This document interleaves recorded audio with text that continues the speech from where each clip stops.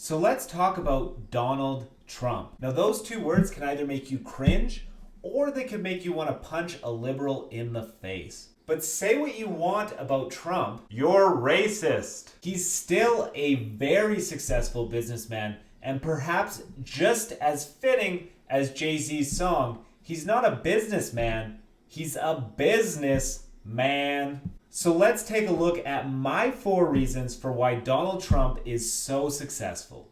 My number 1 is that he uses a very simple vocabulary, which allows him to connect to a larger audience. I want you to listen to this clip. I'm very highly educated. I know words, I have the best words, but there's no better word than stupid. Right? There is none. Now, I'm a huge fan of the author Noam Chomsky. Now, Noam Chomsky is incredibly brilliant. If you actually listen to what he has to say, you actually analyze his ideas, he's a very, very smart man. But Noam Chomsky cannot even come close to building the audience and the attention that Donald Trump gets. And one of the main reasons why Noam Chomsky can't become as big as Donald is because his work, his writing, is not simple enough for the masses to understand. Now, I'm not saying that every person is stupid, right? But if you speak in a very simple to understand way, your language is going to be accessible to a much larger audience. And as soon as you become more elevated in your language, then a lot less people are going to be able to understand and even really want to understand what you're even talking about. Smart marketers apply this principle all the time. So if you ask somebody that knows what they're doing when they write sales copy, they'll tell you that they intentionally write their sales copy at a 5th grade level. And that's the recommendation. So people are intentionally dumbing down their language to become more accessible. And it's a very smart strategy. The second thing that Donald Trump does that's exceptionally effective is he's incredibly controversial.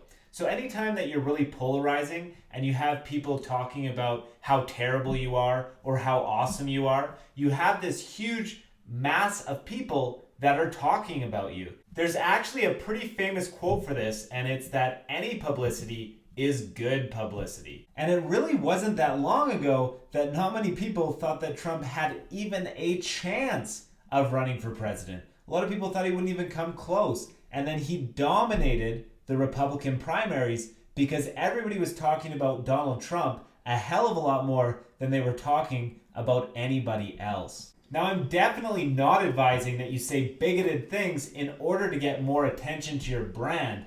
However, you should make a conscious effort to say interesting things that people will actually be talking about. The third thing that Donald Trump does amazingly well is leverage. So there are some conspiracy theories out there that Donald Trump doesn't even really want to be president. Now, I'm not sure whether that's true or not. However, it wouldn't even really surprise me because this is a guy that intentionally stays in the spotlight by being polarizing and having this notoriety about him. And then he uses that attention that he gets as leverage to sell his products. So he manages to gather the attention, get the branding, and then he uses that attention and branding to make sales.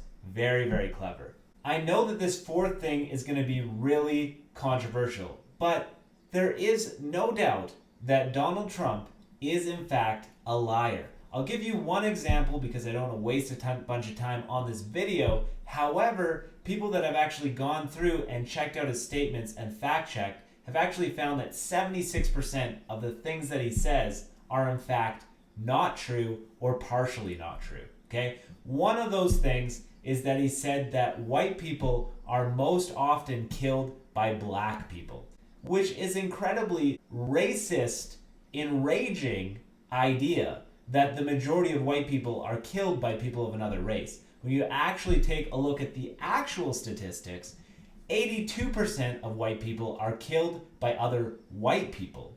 Only 12% of white deaths come from the African American population.